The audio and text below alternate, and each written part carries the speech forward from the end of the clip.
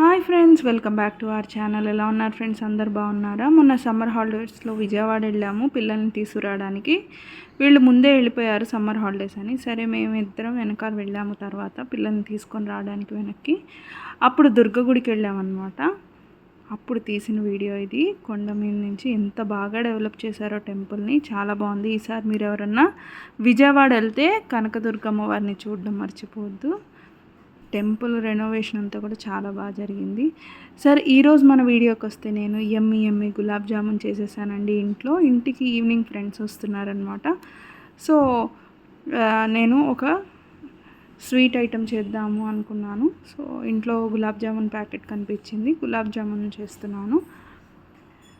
మనం చాలాసార్లు చేస్తాము, చేయమని కాదు, దీంట్లో స్పెషల్ అని ఏం కాదు. బట్ చిన్న చిన్న టిప్స్ ట్రిక్స్తో మనం చేసుకుంటే అచ్చు బయట తీసుకున్నట్టు మనకి యాడ్లో చూపించినట్టు చక్కగా రౌండ్గా భలేగా టేస్టీగా ఉండే గులాబ్ జామున్ ఇంట్లో రెడీ అయిపోతుంది అన్నమాట.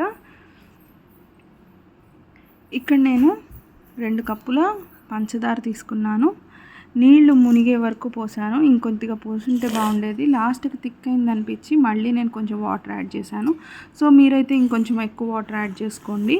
దీంట్లోనే నేను కుంకుమ పువ్వును, ఏలక్కాయలు దంచి కొట్టి వేశాను సువాసన కోసం.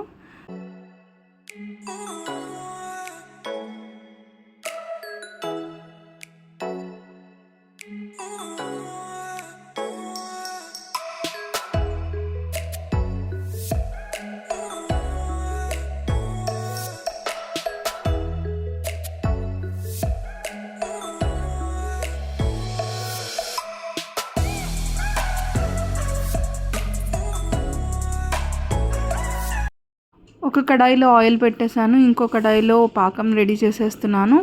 ఇప్పుడు నేను ప్యాకెట్స్లోంచి పిండి తీసి కలపడం స్టార్ట్ చేశాను అనమాట. ఎందుకంటే అక్కడ మనకి ప్యారలల్గా ఆయిల్ అనేది హీట్ అయిపోతుంది, ఇంకో పక్కన పాకం అనేది రెడీ అయిపోతుంది. సో వర్క్ మనకి కొంచెం ఫాస్ట్గా అయిపోతుంది. 2 ప్యాకెట్స్ గులాబ్ జామున్ చేస్తున్నాను ఇక్కడ నేను. రెండింటిని తీసుకొని వాటర్ వేసి నీట్గా చపాతీ పిండిలాగా, మరీ మెత్తగా కాకుండా కొంచెం గట్టిగా మిక్స్ చేసుకుందాము.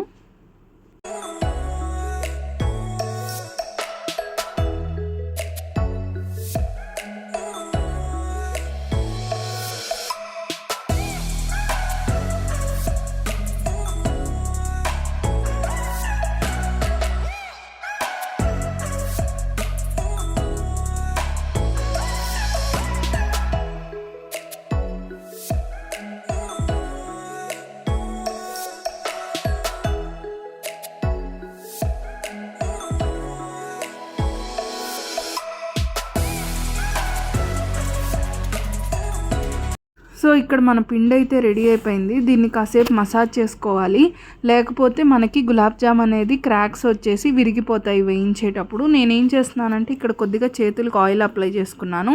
ఆయిల్ అప్లై చేసుకుని పిండిని చక్కగా మసాజ్ చేస్తూ మెత్తగా చేసుకుంటూ అప్పుడు బాల్ చేస్తున్నాను అనమాట. ఇక్కడ మసాజ్ చేయకుండా చేస్తే మాత్రం డెఫినెట్గా మన గులాబ్ జామున్ క్రాక్స్ వచ్చేస్తుంది, ఫ్రై చేసేటప్పుడు విరిగిపోతాయి అన్నమాట.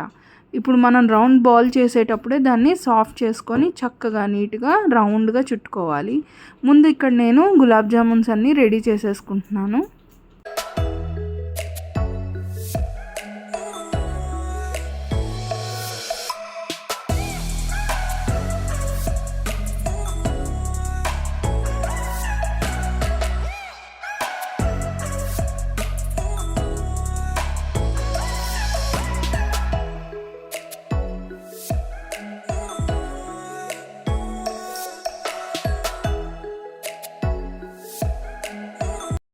సో ఇక్కడ మన గులాబ్ జామున్స్ అన్నీ రెడీ అయిపోయినాయి.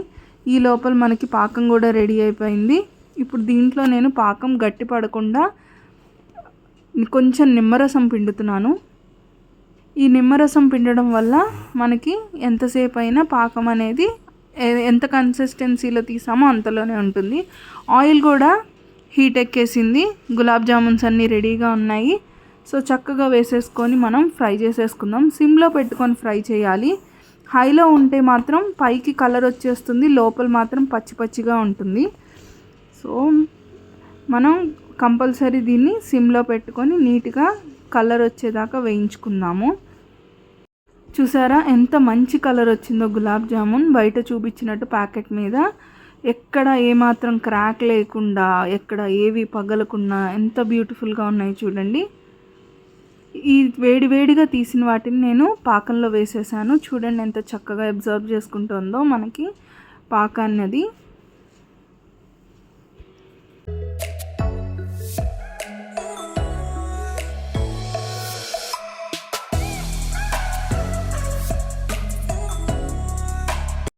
చూస్తున్నారా, మన గెస్ట్లు వచ్చే టైంకి అచ్చు మనకి అడ్వర్టైజ్మెంట్లో చూపించినట్టు చక్కగా కలర్ఫుల్గా టేస్టీగా యమ్మీగా గులాబ్ జామున్ అనేది రెడీ అయిపోయింది. మీకు గనక ఈ వీడియో నచ్చినట్టయితే లైక్ చేయండి, షేర్ చేయండి, అలాగే సబ్స్క్రైబ్ చేయండి. Thank you. Bye bye.